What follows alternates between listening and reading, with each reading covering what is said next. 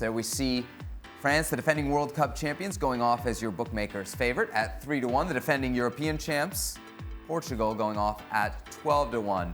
Jules, I'm going to start with you. France are the bookmaker's favorite. Should they be, especially given their recent performances in qualifiers?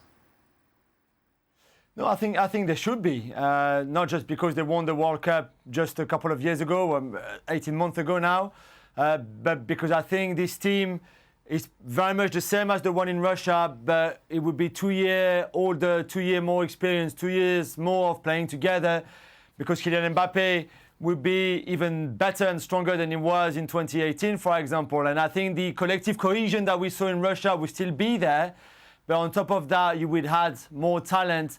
And someone like Kingsley Coman, for example, who was not even there in 2018, who's improved massively at Bayern Munich, would be another weapon for Deschamps. I think even Deschamps, the World Cup in 2018 has really changed him in the way he approaches matches compared to 2016, for example, and the heartbreaking defeat in the final against Portugal. So I really believe that France will be better equipped even than in 2018 to win the 2020 Euros. Guys, Portugal going off at 12-1. Are they a little bit undervalued for you, Craig, given the fact they're the defending champs? Yeah, I think so. I mean, again, I think their issue is their sort of aging centre-halves. But in terms of going forward, they've got a lot of talented players. You know, João Felix, Ronaldo, depending on his fitness, Bernardo Silva, the list goes on. You've got likes of Ruben Neves from Wolves, who isn't getting a game for them. They've got a decent squad of players. Italy are the big turnaround. They're one of the form teams at the moment under Mancini. I think they could be higher and more of a threat than the odds suggest. And Belgium down at 61, I think, is one of the eye catchers as well. You like any of those? Yeah, I think Belgium are one of those sides that they have this generation, this group of players.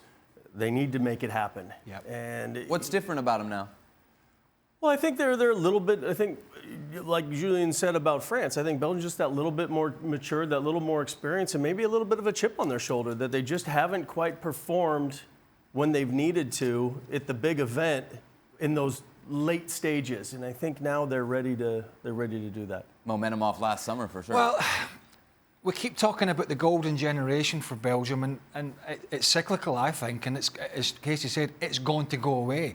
So Roberto Martinez needs to make hay while the sun's shining, and that is now. All right, that's all the time we've got. A reminder, if you ever miss an episode of the show, the podcasts are available daily for you to download online.